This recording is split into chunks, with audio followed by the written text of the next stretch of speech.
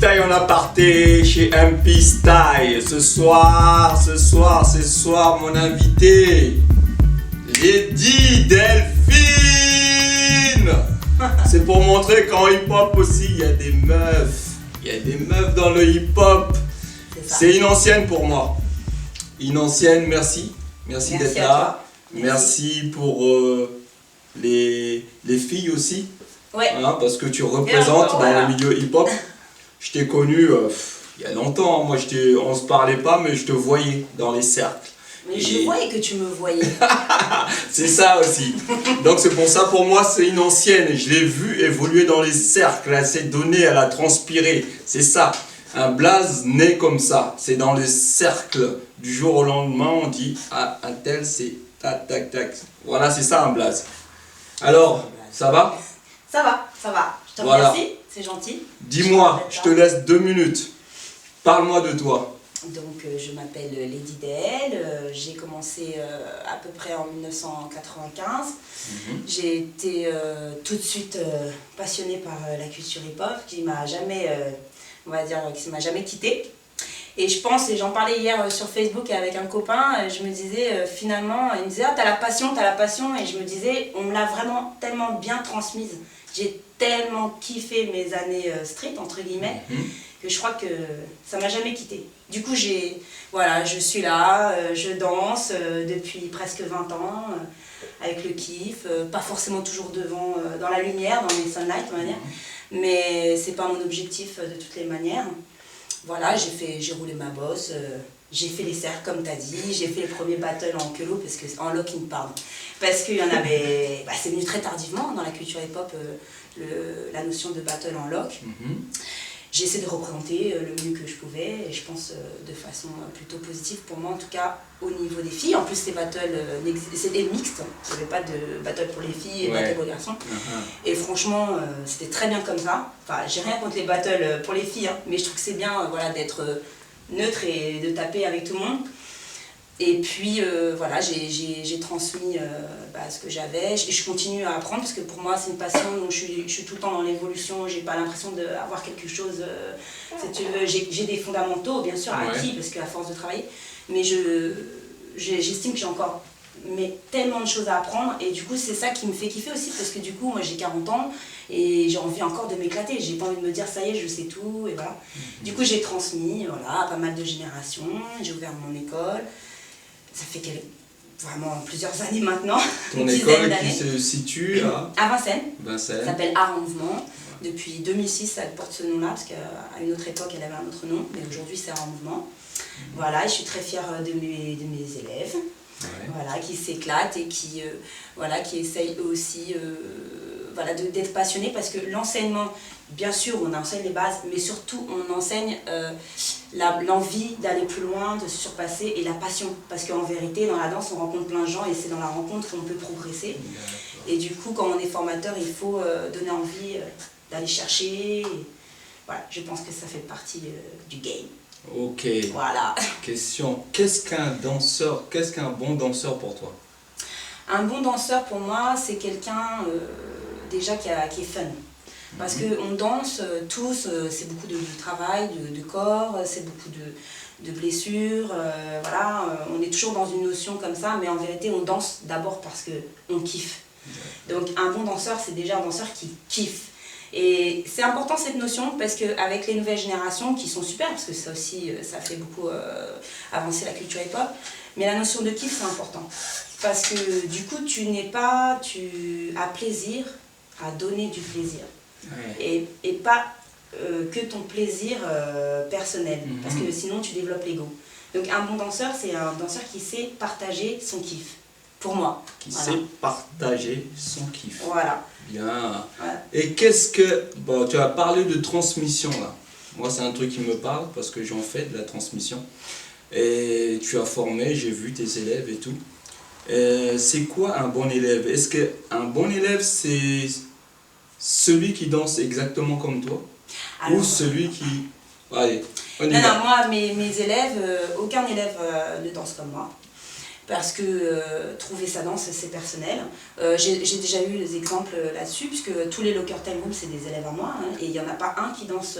Willow ne danse pas comme moi, et pourtant c'est moi qui l'ai formé. Willow, c'est toi qui l'as formé? Exactement. C'est bien de le dire, parce voilà. qu'il y en a beaucoup qui parlent pas, ils sont nés comme ça dans la danse, et puis voilà. Moi je suis content que tu puisses... il l'a fait, il m'a remercié quand il a gagné le Wizou devant tout le monde, ça m'a beaucoup touché. Mais ça c'est rare ça. Ouais, c'est rare, mais bon, je me suis beaucoup donnée hein, pour mes élèves. J'ai pas compté les heures, je les ai emmenés partout, je me suis beaucoup donnée pour eux. Et voilà, quand il y en a qui le rendent, ben, c'est très cool. Tout le monde ne le fait pas, je suis d'accord avec toi, systématiquement. Après, c'est à eux de le faire, c'est pas à moi. La reconnaissance. Voilà.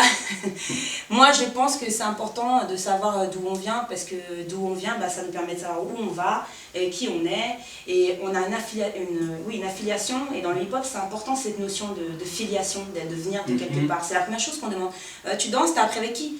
Tu fais partie de quel groupe? Et c'est valorisant, justement, au contraire, c'est valorisant. Moi, j'ai toujours, tout le monde sait d'où je viens, j'ai jamais caché, et je remercie vraiment voilà, tous mes maîtres, entre guillemets, hein. J'en ai mis un certain nombre. Tu parles des maîtres, tu peux me dire à peu près avec qui t'as formé déjà, d'où Moi, on va dire que j'ai deux grandes personnes dans ma vie de danseuse. La première personne, c'est Momo des Vagabonds, l'ancien, Momo des Opossi. Parce qu'à l'époque, voilà, c'était eux, les Opossi, et puis il y avait aussi, bien sûr, les Actuelles Forces qui régnaient dans les rues de Paris, et c'est comme ça qu'on s'est tous côtoyés, bien avant toute l'évolution qu'on connaît aujourd'hui, hein. Donc il y avait une toute petite famille comme ça.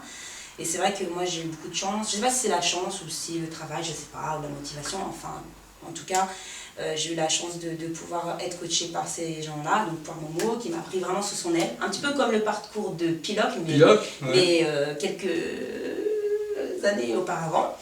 Voilà, et puis après, en loc, il n'y avait pas non plus 200 000 personnes, donc j'ai bossé avec Junior très vite. Junior je me rappelle plus exactement l'époque, mais ça devait être en 98 ou 99, je sais plus, enfin, avant les années 2000, c'est sûr. Et là, on a tout monté, parce que les cours de loc, ça n'existait pas encore.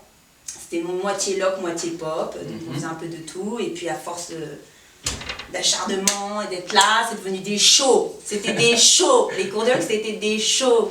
Mais Charles, il y avait des gens partout assis qui regardaient le cours de loc. Et franchement, Junior, c'est lui qui m'a offert ma première Gavroche et m'a fait rentrer dans les Boogie Lockers. Moi, j'ai pleuré tellement j'étais contente.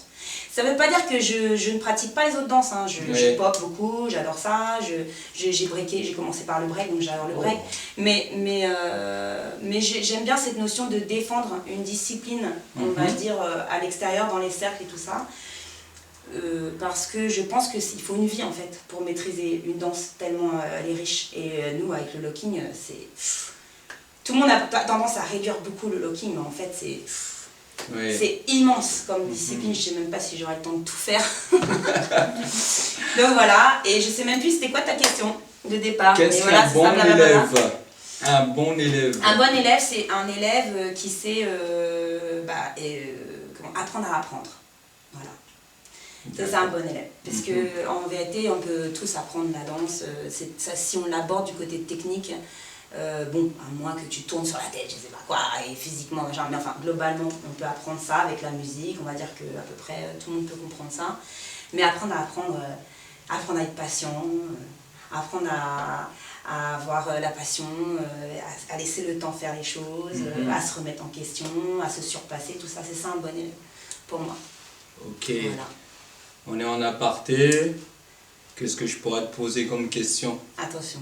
Donne-moi je dirais pas des dossiers, parce qu'il y a des mecs aujourd'hui qui sont arrivés à des niveaux, mais justement, moi, c'est ce côté, la reconnaissance. Tu as été formé, mais tu gagnes des battles, t'en parles pas, je sais pas, j'aime pas. J'aime pas, au moins dit, voilà, c'est un tel, grâce à un tel. Toi, je pense que tu connais des personnes. Donne-moi déjà cite-moi des noms des personnes que tu as formées. Allez. La première personne que j'ai formée, c'était avant les années 2000, jusqu'en 2002, c'est Jimmy, qui porte le nom de Jimmy Soul aujourd'hui, parce que c'est Junior qui l'a baptisé comme ça. Jimmy Soul. Ça, c'est la première personne qui est venue vers moi pour le culot. Mhm. Moi, à l'époque, je travaillais encore aussi à me former avec Junior, hein, parce que Loc, Ouais. c'est super loin. Donc, c'est la première personne. On a monté ensemble les Loch Ness. On a bossé jusqu'en 2002. Après, il est rentré chez Bobby Lockers et il a pris en binôme Piloc. Tout le monde le sait. Puis là... Donc, ça, c'est la première personne vraiment avec qui j'ai échangé en termes de transmission et de binôme. Mhm. Après, c'est tous les... Aujourd'hui, ça s'appelle Locker Time Home, mais à l'époque, ça s'appelait Loch Ness aussi. Donc, Ouais. dedans, il y a Willow, Sarah, qui travaille avec Paradoxal, Stéphanie, qui est dans Paradoxal aussi. Il y a des danseurs qu'on connaît moins, comme Hugo, qui est un super danseur de Loc. Voilà, Adèle, Kassou. Et ils sont 8.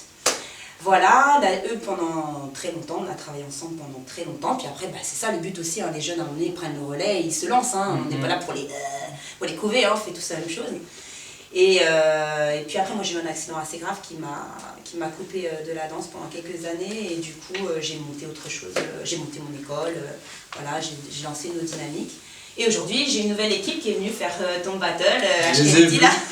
Ils sont bons. Donc voilà, ce qui est bien chez ces jeunes-là que j'ai aujourd'hui, c'est qu'ils ne sont pas connus dans le hip-hop en tant que freestyler. C'est vraiment des jeunes qui ont abordé le loc vraiment pour le kiff. Et du coup, ça change un petit peu la donne parce qu'ils le font avec un peu une sorte de naïveté comme ça qui est très spontanée et qui du coup donne vachement d'énergie positive. Voilà, Freestyle en aparté, 7 minutes, on a dépassé. Hein. Oui, je sais alors, que tu as j'avais beaucoup de prévenu. choses à dire, mais bon, c'est bon. On va passer maintenant au freestyle. Tu vas nous montrer, je vais ce que essayer tu as de faire dans ça. les... On va essayer de faire ça. Hop. Alors, Freestyle en aparté, les fidèles, c'est chaud. Yeah.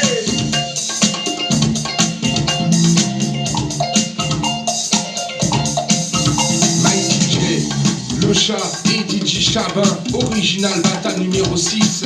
Une session SNCF son naturel carrément funky. Funky.